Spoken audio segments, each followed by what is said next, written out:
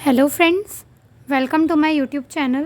तो हम लोग अपनी ऑपरेटिंग सिस्टम की सीरीज़ कंटिन्यू कर रहे हैं, जिसमें हम आज देखेंगे FCFS CPU शेड्यूलिंग। हमने लास्ट वीडियो में देखा था कि CPU शेड्यूलिंग क्या होती है, कितनी तरीके की होती है और कौन कौन सी होती हैं। आज हम उसमें अपनी पहली देखने जा रहे हैं FCFS CPU शेड्यूलिंग। FCFS का मतलब क्या होता है?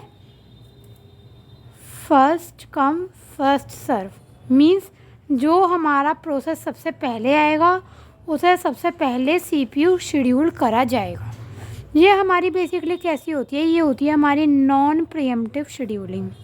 नॉन प्रीएम्प्टिव शेड्यूलिंग का मतलब क्या होता है? हमने देखा था नॉन प्रीएम्प्टिव शेड्यूलिंग का मतलब होता है कि अगर हमने किसी एक प्रोसेस को CPU एलोकेट कर दिया तो जब तक वो प्रोसेस कम्प्लीटली रन ना हो जाए, कम्प्लीटली एग्जीक्यूट ना हो जाए, तब तक हम उस प्रोसेस से CPU को बाहर नहीं निकाल सकते। मीन्स तब तक वो CPU उस प्रोसेस के पास ही रहेगा। जैसे ही जब वो कम्प्लीटली एग्जीक्यूट हो जाएगा तभी हम किसी दूसरे प्रोसेस को CPU एलोकेट कर सकते हैं। अब बेसिकली जब हम CPU शेड्यूलिंग की बात करते हैं तो इसमें हमें क्या करना होता है? एक गैंट चार्ट प्रिपेयर करना होता है। क्या करना होता है? गैंट चार्ट हम प्रिपेयर करते हैं। बेसिकली ये क्यू की तरह होता है, क्यू बनाते हैं हम। इसमें हम वो प्रोसेसेस डालते रहते हैं जो जो रेडी होते हैं। मीन्स एक रेडी क्यू होती है जिसके अंदर हम वो प्रोसेस डालते हैं जो कि एग्जीक्यूशन के लिए बिल्कुल तैयार है। उसने अपने और सारे काम निपटा दिए हैं, अब उसे सीधा CPU चाहिए एग्जीक्यूट करने के लिए। इस गैंट चार्ट से हम क्या करेंगे? बेसिकली इसमें कंप्लीशन टाइम निकालेंगे। अराइवल टाइम क्या है? अराइवल टाइम वही है कि हाँ भाई इतने यूनिट पे आके, मीन्स ये 0 यूनिट पर ही तैयार है, ये 1 यूनिट पर तैयार है, ये 2 पे, ये 3 पे, ये 6 पे। मीन्स ये इतने इतने पे अराइव हो रहे हैं रेडी क्यू में। रेडी क्यू में जो जो पड़े होते हैं, इसका मतलब रेडी क्यू में वो प्रोसेसेस होते हैं जिनको सीधा CPU चाहिए एग्जीक्यूशन के लिए। तो 0 यूनिट पे ही कौन सा आ गया? P0। इट मीन सबसे पहले रेडी क्यू में कौन सा आया है? P0। अब फर्स्ट कम फर्स्ट सर्व है, P0 है, नॉन प्रीएम्प्टिव है। नॉन प्रीएम्प्टिव है मतलब 0 पे आया। बर्स्ट टाइम हमने देखा 2, इसका मतलब ऐसे ही 2 यूनिट्स तक के लिए CPU चाहिए। तो 0 से लेके 2 यूनिट्स तक ये पूरा चलेगा। बर्स्ट टाइम क्या हो गया? 0। मीन्स P0 आया 0 पर और वो 2 यूनिट्स तक उसने CPU में एग्जीक्यूशन करा अपना परफॉर्म। तो 0 से 2 P0 चला। अब 2 यूनिट तक हम देखेंगे P1 1 पर ही आ गया, तो P2 2 पर आया है। इट मीन्स अब रेडी क्यू में कौन कौन से प्रोसेसेस आ चुके हैं 2 यूनिट तक? P1 भी आ चुका और P2 भी आ चुका। अब 2 प्रोसेसेस पड़े हैं रेडी क्यू में। हम ये चेक करेंगे हमें कौन सा लेना है। एल्गोरिदम कौन सी है? FCFS। जो पहले आया उसे पहले मिलेगा। तो P1 और P2 में से कौन सा पहले आया है? P1 पहले आया, तो हम P1 ले लेंगे। P1 लिया। बर्स्ट टाइम कितना है इसका? 6। इट मीन्स अभी 2 पे आया है इस गैंट चार्ट में और कहाँ तक चलेगा? 6 यूनिट तक। तो 2 + 6 8 हो गया। मीन्स 8 यूनिट्स पे इसने अपना टाइम, अपना वर्क कंप्लीट करा है। इसका बर्स्ट टाइम हो गया 0। अब 8 यूनिट्स हो गए। 8 यूनिट्स, P2 आया था 2 पे, इट मीन्स ये आ चुका है रेडी क्यू में। P3 आया 3 पे, इट मीन्स ये भी रेडी क्यू में आ चुका है। P4 आया 6 पे, इट मीन्स ये भी हमारा रेडी क्यू में आ चुका है। ठीक है, क्योंकि 8 यूनिट्स और 6 यूनिट्स तक हमारे सारे प्रोसेसेस रेडी क्यू में आ चुके हैं। तो हम P2 लेंगे क्योंकि फर्स्ट कम फर्स्ट सर्व है। इसका बर्स्ट टाइम कितना है? 4। तो 8 + 4 ये हो गया 12। अब हम ये भी हो गया 0। अब हम उठाएंगे P3। P3 का बर्स्ट टाइम कितना है? 9। तो 12 + 9 दैट इज़ 21। तो अब इसका भी बर्स्ट टाइम हो गया 0। अब लास्ट क्या बचा? P4। 21 + 12 करेंगे तो ये कितना हो गया? 33। अब ये हमारा गैंट चार्ट पूरा कंप्लीट हो गया। इसमें हमने क्या क्या करा? एक एक प्रोसेस लिया, उनके कंप्लीशन टाइम लिख के। अब हम यहाँ पे एक नया कॉलम बनाएंगे इसी टेबल में, डैट इज़ कंप्लीशन टाइम, कि हाँ भाई कौन सी प्रोसेस कितने टाइम में कंप्लीट हुई है। तो P0 कब कंप्लीट हुई है? 2 पर। P1 कब कंप्लीट हुई है? 8 पर। P2 कब कंप्लीट हुई है? 12 पर। P3 कब कंप्लीट हुई है? 21 पर।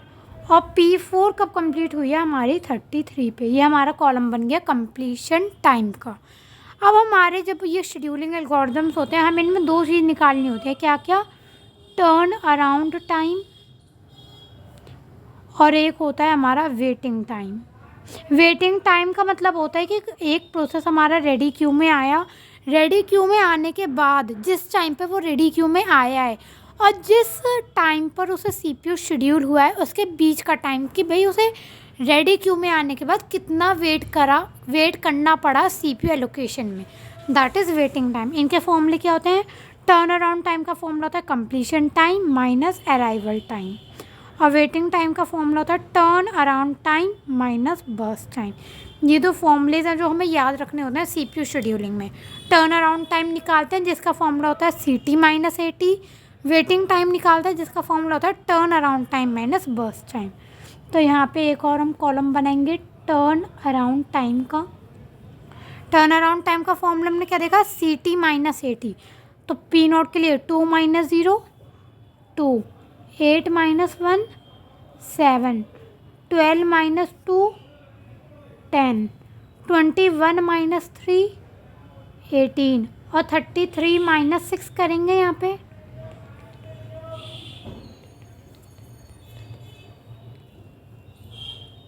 तो हो गया 27। तो इस तरीके से हमने क्या करा? टर्न अराउंड टाइम निकाला। कैसे? CT माइनस AT करते चले गए तो हर किसी के लिए निकल के आ गया। तो ये हो गया हमारा टर्न अराउंड टाइम। अब हम एक और कॉलम इसमें बनाएंगे किस चीज़ का? यहाँ पे हमारा एक कॉलम बनेगा वेटिंग टाइम का। वेटिंग टाइम का फॉर्मूला मैंने भी क्या बताया? Turn around time minus burst time. तो 2 minus 2 0, 7 minus 6 1, 10 minus 4 6, 18 minus 9 9, and 27 minus 12 15। अब हमने ये सारे कॉलम्स बना लिए। हमने कंप्लीशन टाइम निकाला गैंट चार्ट के थ्रू। टर्न अराउंड टाइम के लिए हमने लिखा completion time minus arrival time, और वेटिंग टाइम के लिए मैंने लिखा turn around time minus burst time. अब चाहे हमारे यूनिवर्सिटी लेवल एग्ज़ाम्स हो, चाहे गेट हो, UGC नेट हो, कुछ भी हो, नॉर्मल इन क्वेश्चंस में हमसे क्या पूछा जाता है? एवरेज टर्न अराउंड टाइम की वैल्यू और एवरेज वेटिंग टाइम की वैल्यू हमसे ये निकालने के लिए कहा जाता है। तो हम क्या करेंगे? इसका सम लिखेंगे यहाँ, इसका सम यहाँ पर लिखेंगे, और फिर नंबर ऑफ़ प्रोसेसेस से डिवाइड कर देंगे। हमें यहाँ पर ये वाला काम करना होता है। मतलब जैसे हम वेटिंग टाइम की बात करें, इन सबको हम ऐड करेंगे। 15, ये हो गया 25, ये हो गया 31। तो 31 आ गया। तो एवरेज वेटिंग टाइम कितना हो जाएगा? 31 अपॉन नंबर ऑफ़ प्रोसेसेस कितने हैं? 5। तो एवरेज वेटिंग टाइम आ गया 31/5। ऐसे हम यहाँ पर टर्न अराउंड टाइम का सम निकालेंगे और अपॉन में कर देंगे number of processes, that is 5। तो ऐसे हमारे कैलकुलेट हो जाएंगे average waiting time and average turn around time. हमें इन क्वेश्चंस में यही करना होता है। मेन ये गैंट चार्ट प्रिपेयर करते हैं हम। गैंट चार्ट से हम कंप्लीशन टाइम निकालते हैं, और फिर वहाँ से हम टर्न अराउंड टाइम और वेटिंग टाइम कैलकुलेट करते हैं हर प्रोसेस का, और फिर हमें उनका एवरेज निकालना होता है। तो ये था हमारा सबसे पहला CPU scheduling algorithm, that is first come first serve CPU scheduling algorithm. I hope clear हुआ होगा। आगे की हम नेक्स्ट वीडियोस में और भी एल्गोरिदम देखेंगे, जैसे कि shortest job first CPU scheduling, या राउंड रॉबिन, या शॉर्टेस्ट रिमेनिंग टाइम फर्स्ट। ये था हमारा non pre-emptive version FCFS CPU scheduling algorithm. So, thanks for watching my video.